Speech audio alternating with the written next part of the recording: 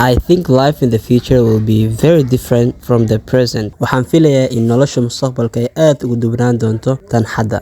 Science and technology will change everything. Cilmiga iyo tiknoolajiyada ayaa wax walba bedeli doona. With the advancement technology, iyadoo la adeegsanayo tiknoolajiyadan horumarsan, people can travel from one place to another easily and convenient using smaller and faster planes. Dadku waxay ka soo safri karaan hal meel ayagoo u safrayaan meel kale si fudud oo ku habboon ayagoo isticmaalayaan diyaarado yaryar oo aad u dheereeya. You should be able to travel the world in a few hours. Waxaad awood u leedahay inaad ku safarto adduunka dhowr saacadood gudahood.